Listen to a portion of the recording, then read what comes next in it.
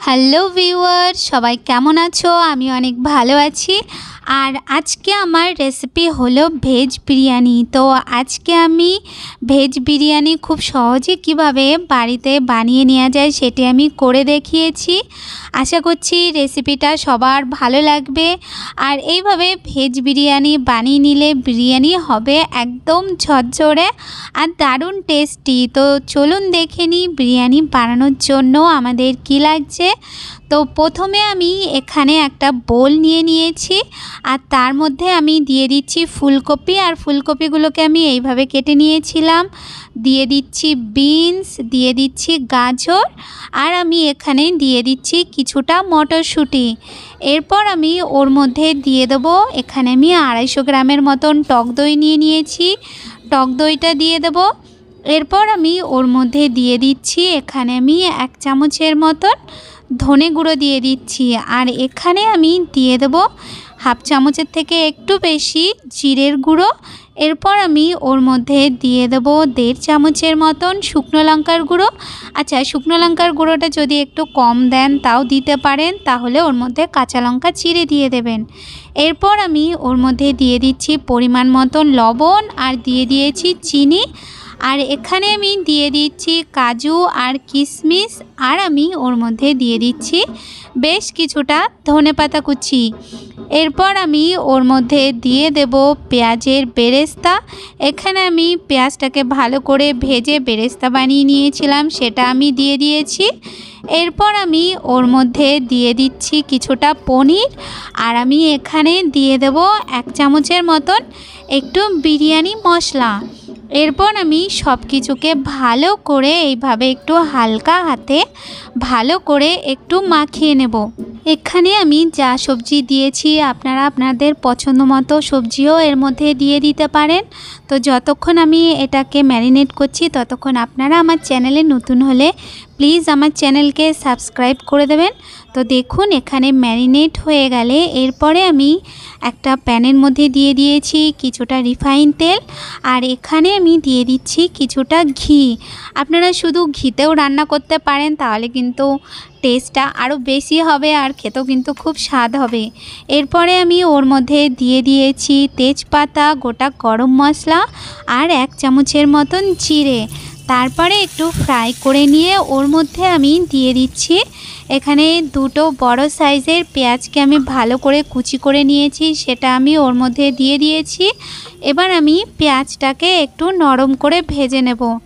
পেঁয়াজটা যখন হালকা একটু নরম হয়ে যাবে তখন আমি ওর মধ্যে দিয়ে দিচ্ছি, এখানে 1.5 চামচের মতন আমি আদা আর রসুনকে একসাথে পেস্ট করে নিয়েছি, সেটা আমি ওর মধ্যে দিয়ে এবার আমি 2 থেকে 1 মিনিটের মতন একটু ফ্রাই করে নেব, যাতে করে আদা আর রসুনের কাঁচা গন্ধটা চলে যায়।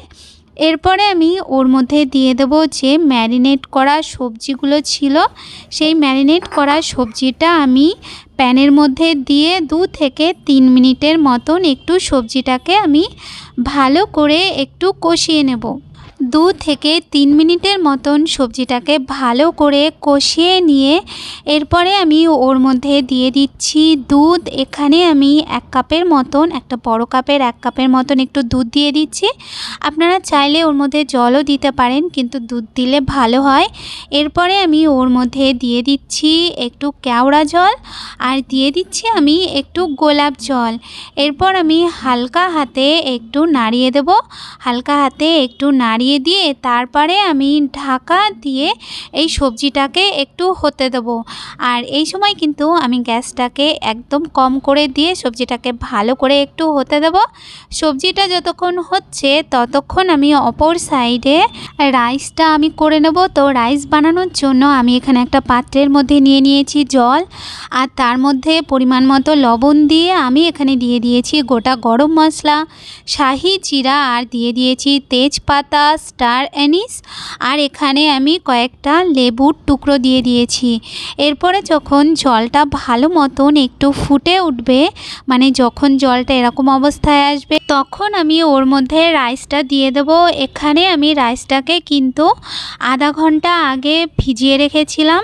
তো রাইসটা যতক্ষণ দেওয়া হচ্ছে ততক্ষণ আমি আপনাদের সাথে একটা কথা বলি, আমার রেসিপিটা যদি আপনাদের ভালো লাগে তাহলে প্লিজ একটা কমেন্ট করে আমাকে জানাতে ভুলবেন না। তো এখানে আরেকটা কথা বলি, এখানে কিন্তু আমরা রাইসটাকে একদম ফুটিয়ে নেব না, রাইসটাকে আমরা হাফ ফুটিয়ে নেব। যারা প্রথম প্রথম বানাবেন তারা সবসময় চেষ্টা করবেন যে রাইসটা একটু শক্তই নামানোর, কারণ যতক্ষণে দম দেবেন ততক্ষণে অনেকটাই হয়ে যায়। তো দেখুন এখানে রাইসটা হয়ে এসছে। তো রাইসটার থেকে আমি এই যে লেবুগুলো সেটাকে আমি ফেলে দিয়ে রাইসটাকে আমি জলটা ঝরিয়ে নেব। আর এইদিকে দেখুন আমার সবজিটাও হয়ে এসছে। আমি সবজিটাকে নামিয়ে নেব। সবজিটাকে নামিয়ে নিয়ে তারপরে আমি গ্যাসের ওপরে এরকম একটা পাত্র বসিয়ে নেব। তো এরকম একটা পাত্র বসিয়ে নিয়ে এরপরে আমি ওর ওপর থেকে দিয়ে দেব কিছুটা ঘি। আর এই সময় কিন্তু গ্যাসটাকে বন্ধ করে রাখবেন। তো ঘিটা দিয়ে তারপরে আমি ঘিয়ের ওপরে দিয়ে দেব কিছুটা রাইসটা দেওয়া হয়ে গেলে তার ওপর থেকে আমি এখানে দুধে কেশর ভিজিয়ে রেখেছিলাম সেটা আমি ওর মধ্যে দিয়ে দেব। এইভাবে চার সাইডে দেওয়া হয়ে গেলে তারপরে আমি ওর ওপর থেকে দিয়ে দেব কিছুটা ঘি। এইভাবে চারিদিকে একটু ঘিটা দিয়ে তারপরে আমি ওর ওপর থেকে পেঁয়াজের বেরেস্তাটা এইভাবে হালকা একটু দিয়ে দেব। পেঁয়াজের বেরেস্তাটা দেওয়া হয়ে গেলে তারপরে যেই সবজিটা বানিয়েছিলাম সেই সবজিটাকেও এইভাবে রাইসের ওপর থেকে এইভাবে একটু চার সাইডে একটু অল্প অল্প করে দিয়ে দিতে হবে। যখন সবজিটা দেওয়া হয়ে যাবে তারপরে আমি ওর ওপর থেকে আবার একটু রাইস এইভাবে দিয়ে দেব। আচ্ছা, আপনারা কিন্তু ঠিক সেমভাবেই অনেকটা বানিয়ে নিতে পারেন, মানে এখানে আমি যতটা বানাচ্ছি আপনারা পরিবারের সবার জন্য কিন্তু এই সেম পদ্ধতিতে বেশি করে বানিয়ে নিতে পারেন, তাতে কিন্তু কোনো রকম কোনো সমস্যা হবে না। তো দেখুন এখানে আমার সবটা দেয়া হয়ে গেছে। এরপরে আমি ওর ওপর থেকে আবার একটু রাইস দিয়ে দেব। রাইসটা দেওয়া হয়ে গেলে তার ওপর থেকে আমি দিয়ে দেব, এখানে আমি দুধে যে স্যাফরনটা ভিজিয়ে রেখেছিলাম সেটা আমি ওর ওপরে দিয়ে তারপরে আমি ওর ওপর থেকে দিয়ে দেব বেশ কিছুটা একটু ঘি। আর ঘিটা এভাবে চার সাইডে দিয়ে দিয়ে তারপরে আমি ওর ওপর থেকে দিয়ে দেব পেঁয়াজের বেরেস্তা। আর পেঁয়াজ বেরেস্তাটা দিয়ে তারপরে আমি ওর ওপর থেকে দিয়ে দেব বেশ কিছুটা ধনেপাতা কুচি দিয়ে তারপরে আমি গ্যাসটাকে একদম আস্তে করে দিয়ে আমি ঢাকা দিয়ে 10 মিনিটের জন্য একটু দম দিয়ে নেব। 10 মিনিট পর ঢাকনাটা তুলে দেব। তো দেখুন আমাদের ভেজ বিরিয়ানি কিন্তু একদম রেডি গরম গরম পরিবেশন করার জন্য। আর দেখুন কতটা ঝরঝরে আর দেখতে কতটা সুন্দর হয়েছে, আর খেতেও কিন্তু খুবই টেস্টি। তো এই রেসিপিটা কিন্তু আপনারা অবশ্যই ট্রাই করবেন, আশা করছি আপনাদের সবার খুব ভালো লাগবে।